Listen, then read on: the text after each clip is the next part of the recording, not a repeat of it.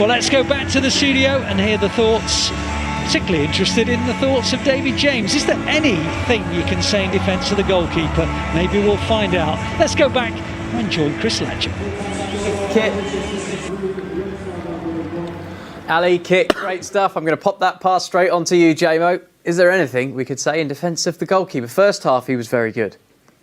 I think overall, I mean, he's made 13 saves in a game. I think he will be generally happy with his performance, although Alvarez's free kick... I did say to you, actually, I'm not going to say that I told you so, but I did say to you that I would hit the target because the goal, he actually didn't catch anything. Right before the free kick, you said this, put it on target. And rather than going to catch what you would assume was quite a comfortable catch in the end, he's gone for the punch, got it all wrong, thankfully, for City, because then it made it a very comfortable win in the end, even if it was a comfortable performance overall. He forgot to chalk his cue, didn't he, on the punch? Straight I think he's probably going to blame the groundsman for watering the pitch or something. Yes, I'm sure he will. So 3-1, ultimately, in the end, like it was against West Ham at the weekend, it was a very, very comfortable win, even though City went into the break 1-0 down.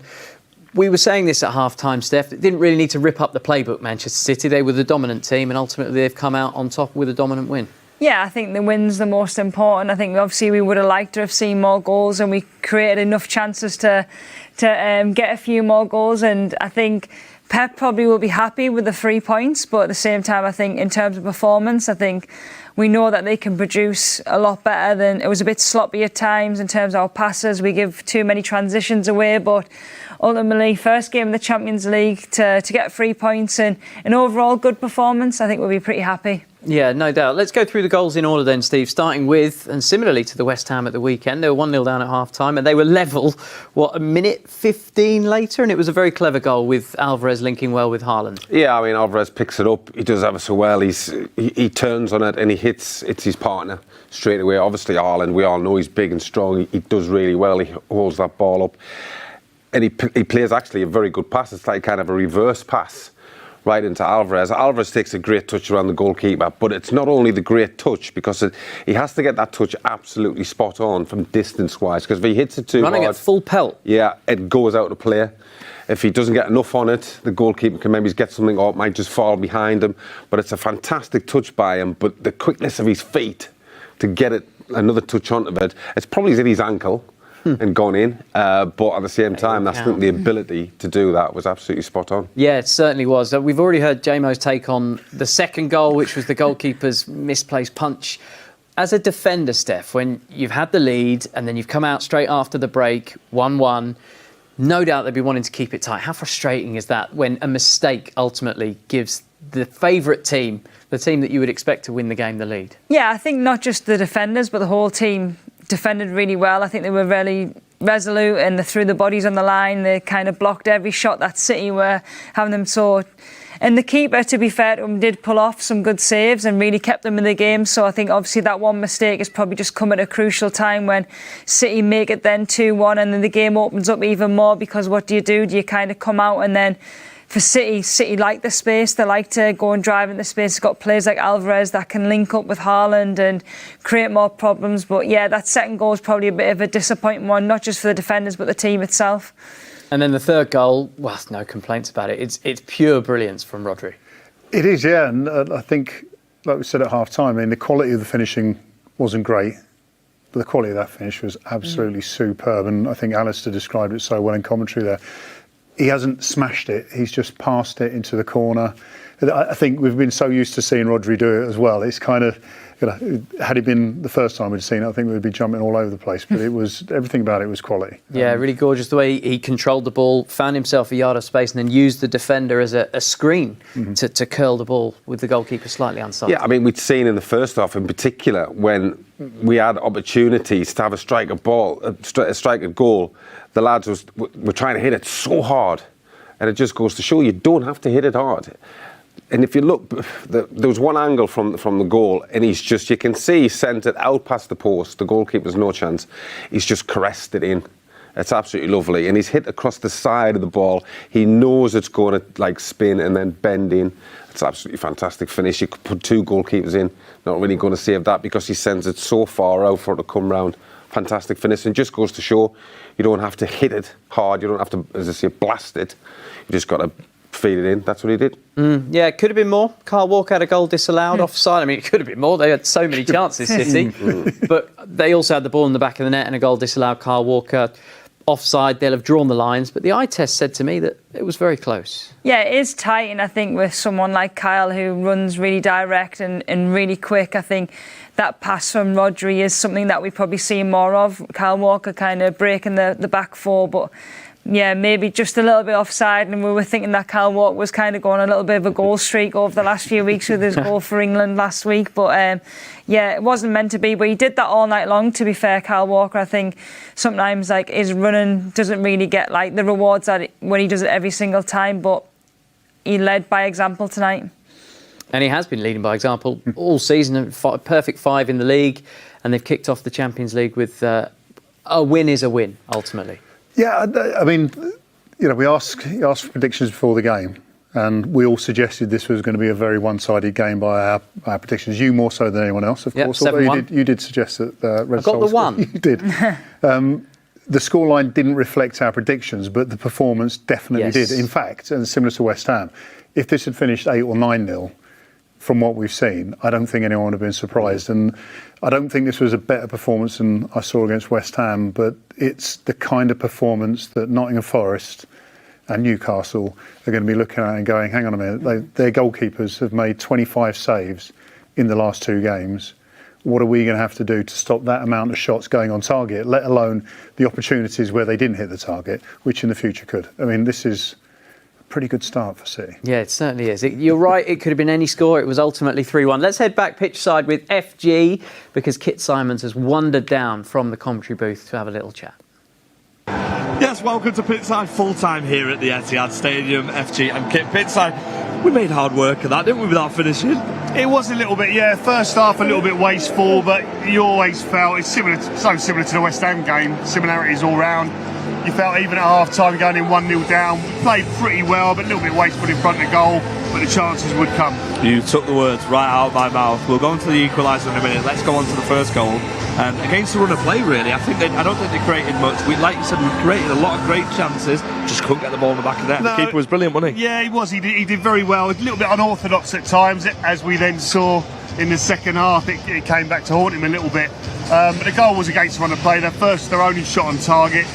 And I think we had 22 opportunities or something in the first half, so we had a lot of chances, but they committed bodies forward. It did look quite dangerous on the counter-attack, so it wasn't like it was their first counter-attack of the game.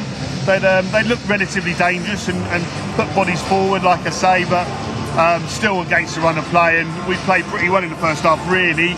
We've been the final pass and stuff a little bit wasteful. Second half show again, exactly the same sort of time as West Ham. A great little finish as well, wasn't it, from Julian Alvarez? It was really good play. I mean, the ball into Erling Haaland, who held it up, and he's up against Dragovic, who's a really experienced defender we spoke about, but he's scared to get too tight to him because Haaland's so strong and can roll you and get his shot away, so he backed off just that yard. It was a brilliant little pass from Erling Haaland. Can't be underestimated how difficult that was. The weighted pass was sublime.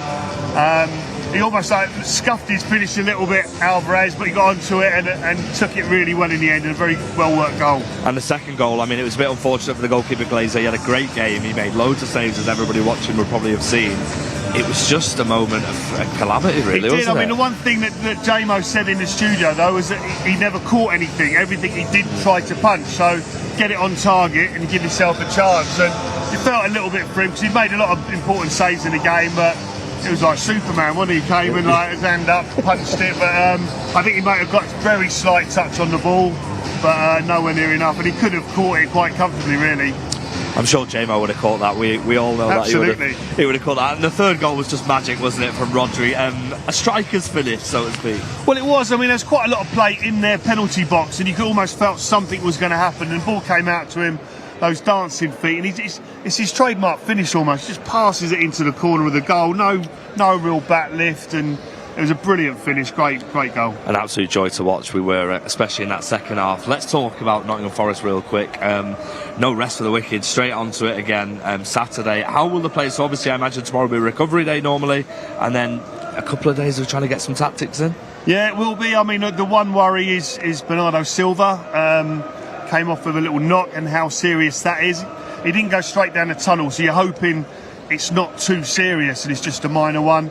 Also, we're hoping for a few players coming back from injury. But there'll be some tired legs there, although we did a lot of our work with the ball. I think the Red Star players will be a lot tireder than our boys, that's for sure. Well, we've got the job done. Thank you for joining us pitchside. Been an absolute pleasure. Thank you for watching us pitchside. Let's head back.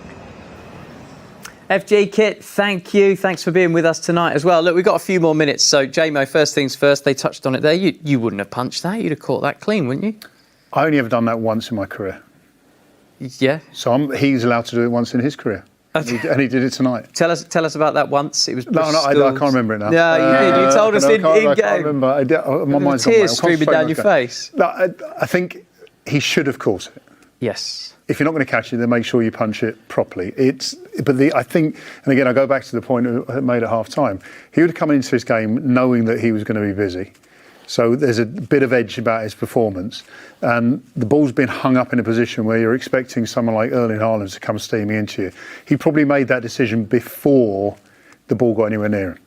And then once it got to him, it was kind of like, I'm going. And one other thing, in fairness to him, he just made a double save, denying, he spilled one, but then denied Haaland down to his feet and then was holding his shoulder. So maybe that may have played. It was something his other hand. I think you've got to feel a little bit sorry for the goalkeeper, because in all fairness, I think he's had a really good game. Yeah. And he's just had one bad error. But I think even goalkeepers in general, if you make like a half an error, it tends to cost you a goal. But he'll unfortunately be remembered for that rather than actual good saves that he did pull off. Yeah, just a bit of housekeeping if anybody's only joined us for the post-match analysis rather than half-time. Bernardo Silva went off in, the 43rd minute, something like that. We weren't sure at the time whether that was tactical or whether it was an injury. But, Steph, we are getting the message that there was some strapping on his leg. So, hopefully he's all right for Nottingham Forest and beyond. Yeah, I think we know how much of a vital player Bernardo Silva is, and hopefully it isn't too serious for the next few games. Hopefully he's available for Saturday against Nottingham Forest, because he's a player that can play in any position because he's that good, and we know how vital he is to the team winning. So hopefully it is just a little bit of a knock and a little bit more precaution rather than something that's serious. Nottingham Forest at the weekend, we've seen a couple of defensive changes for tonight. Guardiola rotated out, Ake came in, Sergio Gomez played tonight. Do you think we'll see any changes? Anybody played their way in for Saturday? I think it'll be a similar lineup to the West Ham game. There will be a change in that lineup, whoever that is. Perhaps it'll be Bernardo Silva, given the injury. But today was a little bit of change, and I think knowing that City were going to dominate the game, Forest is going to be another tough game, and then a couple of people here might think the Newcastle game is going to be tough as well. Yeah, and the Newcastle game might be an opportunity to see a few more minutes for Oscar Bob, maybe Rico Lewis as well. We saw them both off the bench tonight. It's certainly an opportunity, and it's again, as I said, we always, when we do these, we kind of, everybody's got a different opinion of what kind of team Pep's going to pick, and 9 times out of 10, none of us get it right, to be quite honest. So, again, yes, it's an opportunity. I mean, obviously, lads that could come in because they're more than capable of coming in and doing a good job, but it'll just be interesting to see what the manager does after this game. And then, of course, you've got Nottingham Forest. And then Newcastle to the Carabao Cup. They'll want to be in that and try and win that. Yeah, they certainly will. So Nottingham Forest at the weekend. Kel Spellman is going to be your host, and he's joined by Paul Dickov, Robert Earnshaw and Stuart Pearce. The big names just keep on coming on City Plus. Before we go tonight, we're going to round off the game that we've had so much fun with. Oh, yes. The nations that Manchester City have come up against in the Champions League. Serbia, Red Star Belgrade, are the 17th nation that they faced.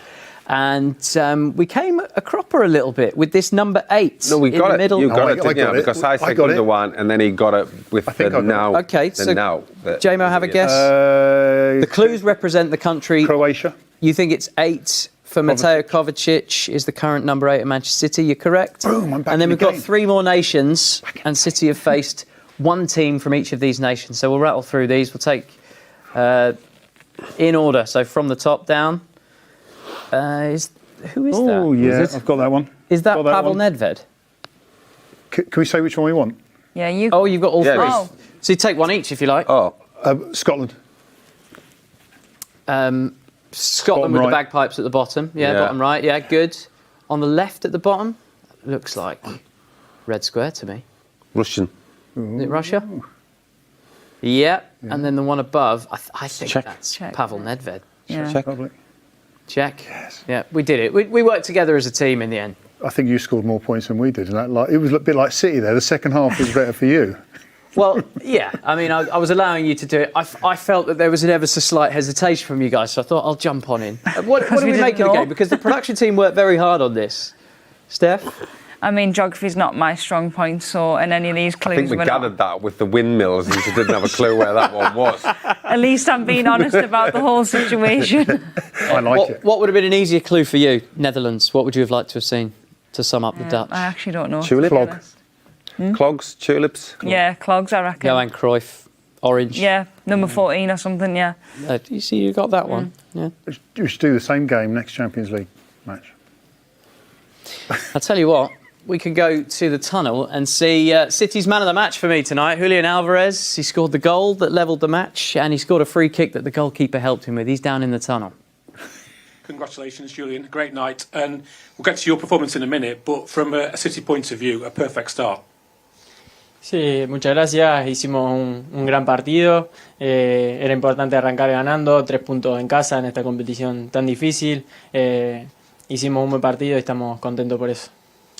Thank you very much. Yeah, it's great performance from us. It's really important to start well in a competition like this where it's so difficult. So very happy to get off with a win. We had something like 20 attempts on target, 20 attempts in the first half, and Red Star only had one. What was the message at half-time? Is it just to carry on doing what you were doing in the first half? Sí, generamos muchas situaciones, no pudimos convertir, no estábamos finos ahí en los últimos metros. Nos pidió Pep que siguiéramos de la misma forma, que los goles ya iban a llegar. Nos pasó el partido anterior también de estar perdiendo en la primera parte y después lo pudimos dar vuelta, así que nada, que siempre tratamos de mantener la tranquilidad para el segundo tiempo hacer un gran partido y ganar. Yes, we were creating lots of chances, but it was just the final balls and getting into the last third that let us down a bit in the first half. But Pep told us to just keep calm, to keep going, that the goals would come. It was a similar story in the last match, and we were able to turn that around as well. So the message was just to keep calm and that the goals would come.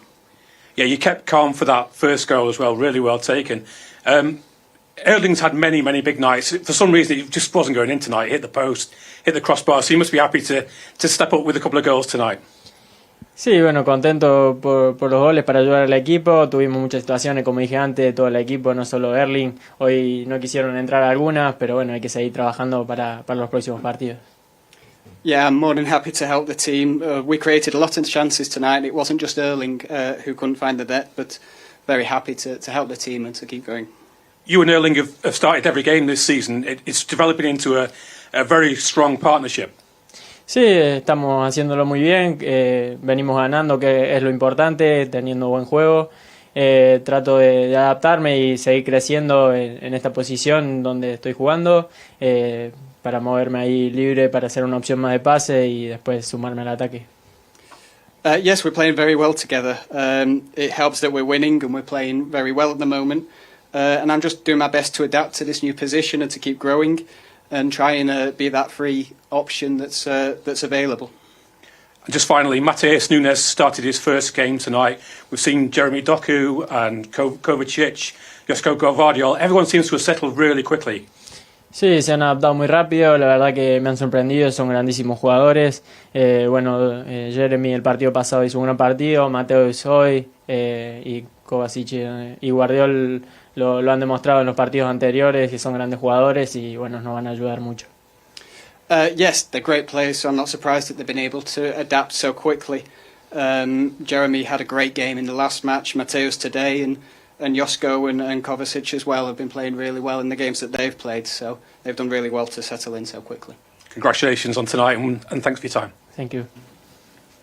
What a player. So there you go. We don't just bring you the analysis with three legends of this club. We also teach you a little bit of Spanish as well. Julian Alvarez, who was excellent in Manchester City's competent, confident, in the end win over Red Star Belgrade. They made slightly harder work of it than perhaps they'd have liked, but they got the job done. They won 3-1. I've been Chris Latchem, been joined by Steve Howey, Steph Houghton, David James. It's been fun. Thank you for being with us on City Plus. Here's a little look at what's coming up in the rest of September, and for tonight, we'll say good night. So instead of me making that run across the face where I know the centre back is going to go, I just hold my run a little bit. Then I just looked at Chloe and she just played the perfect pass. So I was free. Instead of making that run, I just held back when the defender already, so I created the space for myself. But because I know that they're anticipating me to go there, I just hold my run slightly. I was 14, honestly, when I trained with the first team for the first time, and there was like Shay giving in goal. Wow. Stephen, obviously you know Stephen. Like, obviously there was a photographer there, and I was in the back of one of the photos, and I was buzzing. Here's Galvez. Good ball towards Dixon, and Sodje scores, and the Blues are back in. Phil Foden pulled back here to Alvarez. Good chance, good goal.